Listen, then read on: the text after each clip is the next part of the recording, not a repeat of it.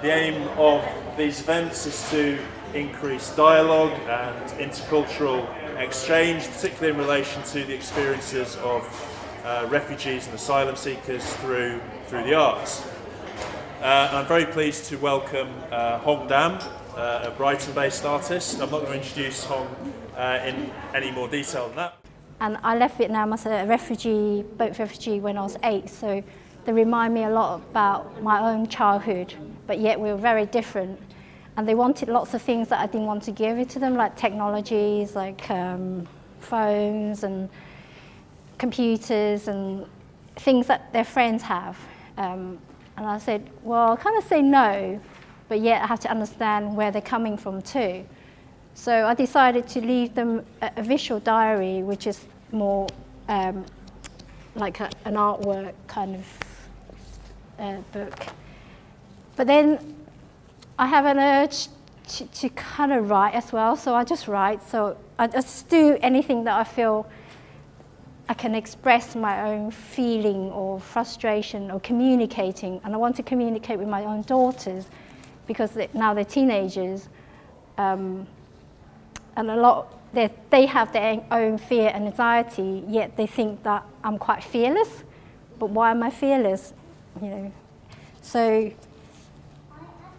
this is the blurb for the novel called Sympathy for the Dandelion.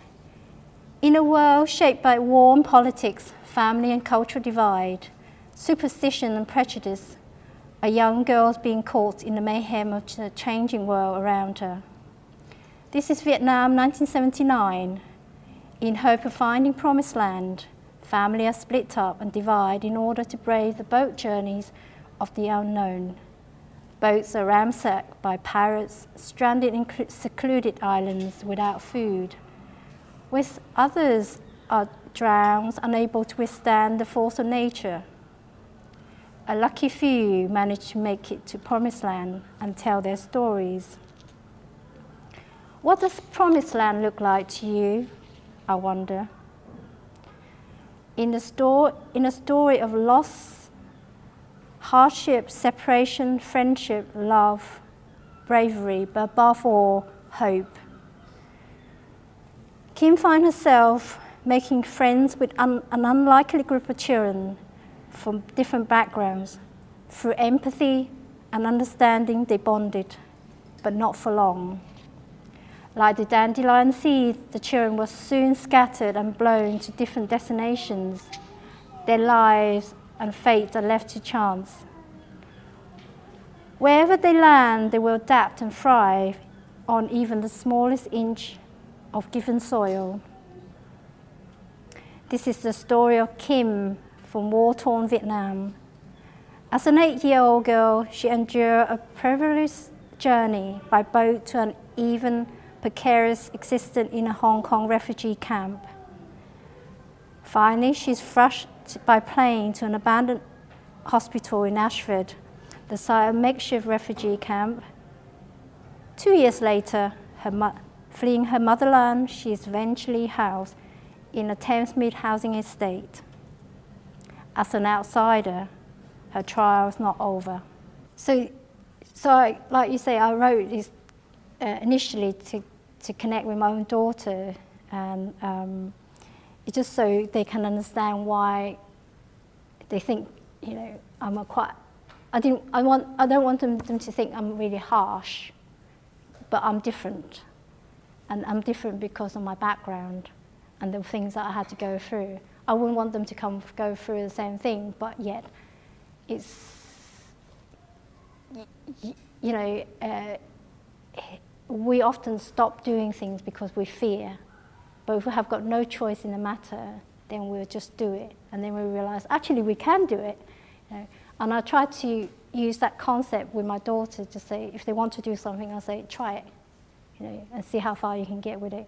The chapter from the novel, Kim and Hua, the two children, were afraid. You said later on that fear was something that you were trying to put across in your art, the fear of refugee children. They were, to some extent, they were positioned as sort of victims to be pitied. Yeah. And that, of course, is important and something that we see in the news and in relation to refugee and migrant children, and we have done for decades, but we have done just this week.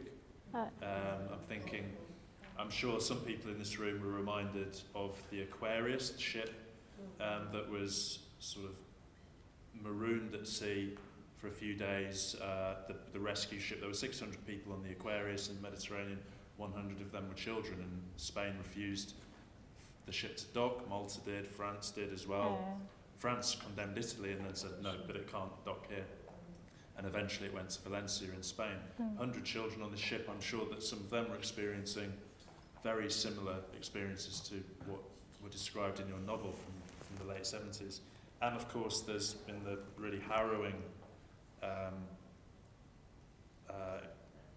things that have been happening in the United States, at the border of the United States, with children separated from their parents there.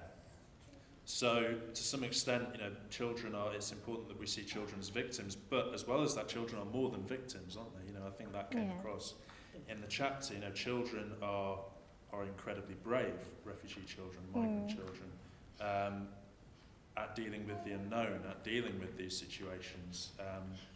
Actually, a lot of the time, much better at dealing with them and much braver than the adults.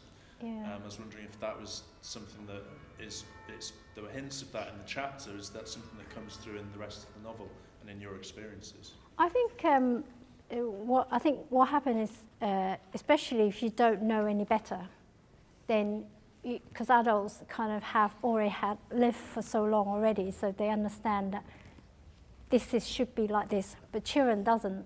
So they tend to just go to a society or environment and they just adapt. It's a bit like the dandelion, they just like seed it there and then they just grow, and see what they can get from it. So they don't tend to have any prejudice or any notion of what's good and bad as such. Like a weed is just something that grow out of a place that they don't belong. So basically, I mean, if a dandelion grow on Devil's Dyke on the South Down, it's amazing, it belongs there. But you take it out and you put it somewhere else, it's still the same thing, but it changes the whole perception.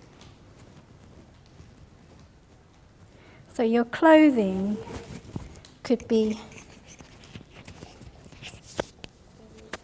yeah. So here I am, look more like, I don't know, a teenager with my kind of stone rose.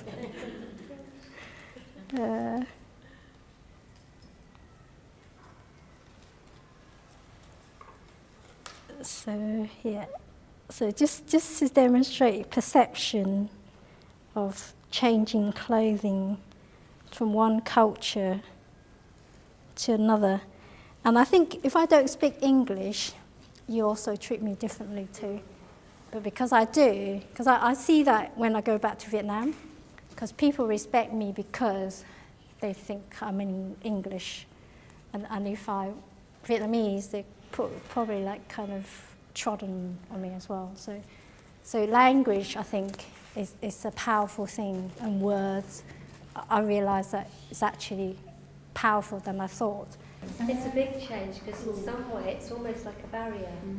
You present yourself very beautifully, and there's almost from a Western person who's only ever lived in England to see you like that, it's like a barrier, and suddenly that comes up, oh yeah, I'm going to talk to you much more easily. Oh, right, it shouldn't be like that, but it is. Yeah. It is, and you have to overcome those sorts of barriers and hurdles, don't you? You almost view that person differently, don't you? Yeah. It's kind of, like suddenly I become one of you.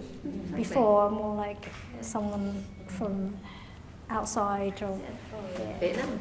Vietnam, yeah. And I remember when I was in school, in primary school, and I used to look at the children who were sitting around me who would not be friends with me because I couldn't communicate with them, because I couldn't speak with them. There was only one Bengali girl in my class who was very close friends with me, and we grew up together, and became very good friends.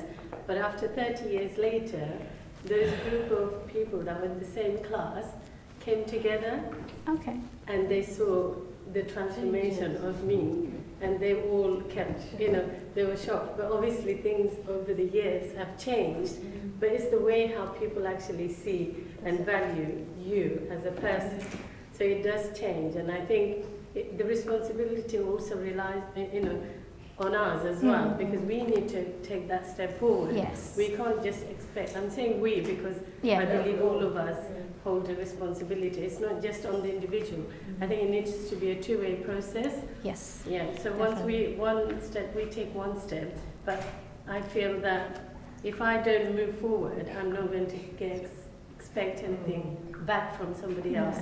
So I always try to go a mile to get that, in return. So therefore I feel that I want to bring that change, or I want to be the change, for that to happen. So I don't know, that's the way I've always said to my children, if you think there is something, you go ahead and you do it. Because not everybody has, confidence is important. So it's the biggest thing. There might be someone who wants to do it, but they can't do it because of the confidence, the low self-esteem, because of the values that they hold or they bring with them. I was the child who used to come home crying to go back to my home country, but my parents couldn't go back at that time because when they came, they thought they would live here for a couple of years and then go back. But it just didn't happen. Yeah.